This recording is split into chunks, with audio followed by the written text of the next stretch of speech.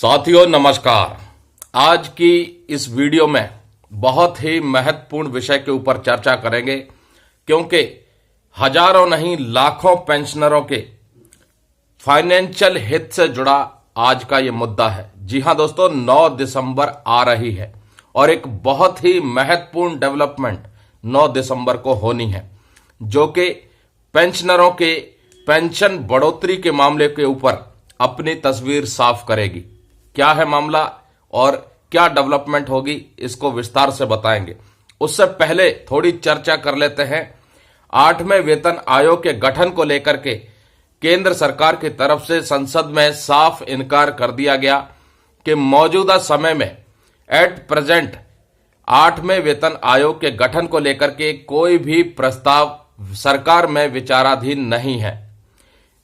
दोस्तों, 8वें वेतन आयोग की मांग बार बार की जा रही थी ताकि केंद्र सरकार के कर्मचारियों का और पेंशन भोगियों का सैलरी और पेंशन का रिवीजन सही समय से हो सके। सरकार ने ऐसा जवाब देकर के करोड़ों केंद्रीय कर्मचारियों और पेंशन भोगियों को कहीं न कहीं निराश जरूर किया होगा। अब एक असमंजस की स्थिति और बन गई है कि आखिरकार अगला जो पे रिवीजन होगा और पेंशन रिवीजन होगा, उसका जरिया क्या होगा। क्या केंद्र सरकार के कर्मचारियों और पेंशन भोगियों को वेतन आयोग की ये जो परंपरा पिछले कई दशकों से चली आ रही थी, इसमें कुछ बड़ा बदलाव देखने को मिलेगा? क्या सैलरी और पेंशन का रिवीजन अब पे कमीशन के माध्यम से नहीं होगा? और अगर होगा तो पे कमीशन का गठन फिर कब तक होगा?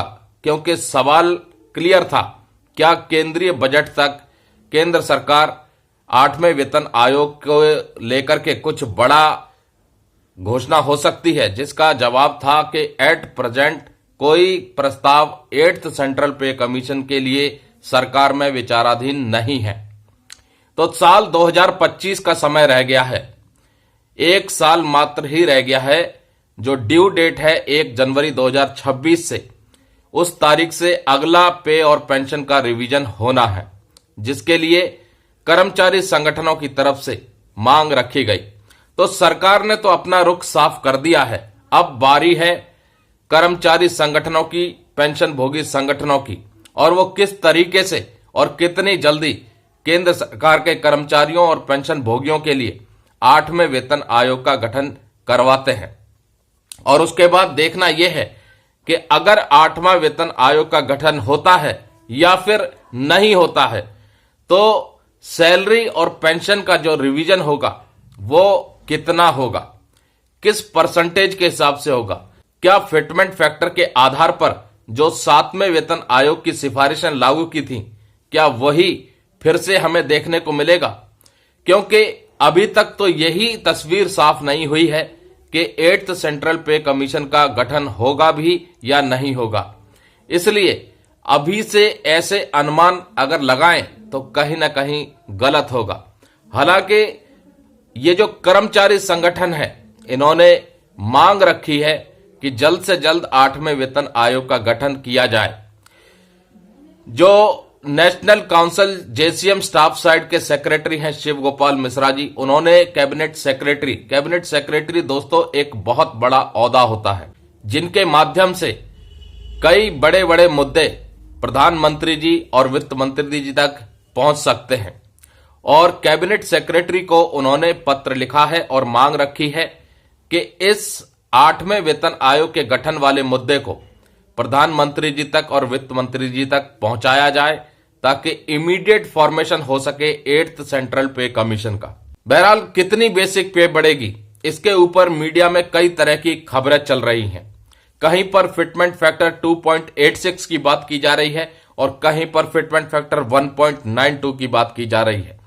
अब कर्मचारी संगठन जो मांग रखेंगे वो 2.86 फिटमेंट फैक्टर की मांग रखेंगे, जिसके बाद अगर सरकार सहमति बनाती है तो जो मिनिमम बेसिक है 18,000 रुपए से 51,000 रुपए के पास पहुंच जाएगी, जो कि एक बहुत ही बेहतरीन सैलरी का रिवीजन होगा।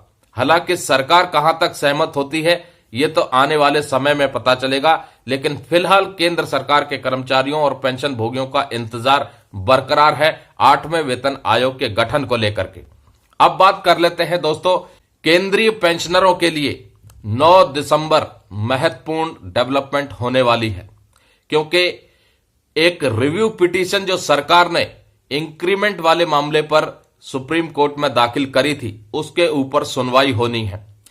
दोस्तों, नोशनल इंक्रीमेंट की मांग हजारों पेंशनरों की है, क्योंकि बहुत से पेंशनर जो सर्विस के दौरान 1 साल की पूरी सेवा करके इंक्रीमेंट से ठीक एक दिन पहले 30 जून और 31 दिसंबर को रिटायर हुए, उनको एक नोशनल इंक्रीमेंट का बेनिफिट नहीं दिया गया, क्योंकि उस वक्त सरकार के विभागों के पास कोई भी ऐसा प्रोविजन नहीं था।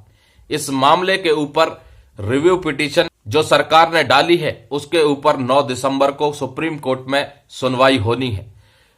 उससे पहले सुप्रीम कोर्ट ने एक अंतरिम आदेश दे दिया है, जिसमें लिमिटेड पेंशनर्स को कुछ कंडीशंस पर नोशनल इंक्रीमेंट का बेनिफिट एक्सटेंड करने का निर्देश दिया गया है, और उसी अंतरिम आदेश के अनुसार केंद्र सरकार ने भी निर्देश जारी किए हैं।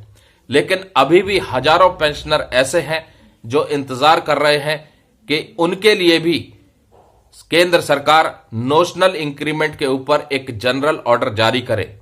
लेकिन वो जनरल ऑर्डर की आशा हम तब कर सकते हैं जब सुप्रीम कोर्ट अपना फाइनल आदेश दे दे।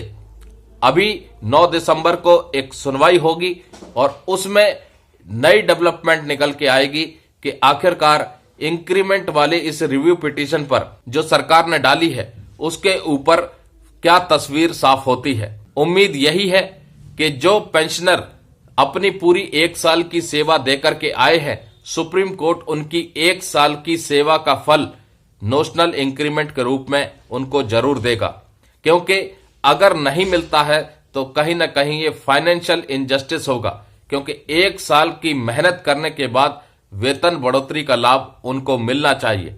इंतजार है सुप्रीम कोर्ट के उस महत्वपूर्ण फैसले का, जो लाखों पेंशनरों के लिए उनके फाइनेंशियल हित से जुड़ा हुआ है। और इस महत्वपूर्ण फैसले का असर मौजूदा समय में जो केंद्रीय कर्मचारी कार्यरत हैं, उनके ऊपर भी पड़ेगा जब वो रिटायर आएंगे। जो भी इंक्रीमेंट से ठीक एक दिन पहले रिटायर आएगा, 1 साल की पूरी सर्विस करके, उसके ऊपर भी ये नियम आगे चल के लागू होगा। तो फिलहाल नोशनल इंक्रीमेंट के रिव्यू पिटीशन के ऊपर सुप्रीम कोर्ट का जजमेंट आना बाकी है, और 9 दिसंबर को अगली सुनवाई होनी है, जिसके ऊपर एक महत्वपूर्ण डेवलपमेंट निकल के आएगी, जिसके ऊपर कई पेंशनरों की निगाहें टिकी हैं।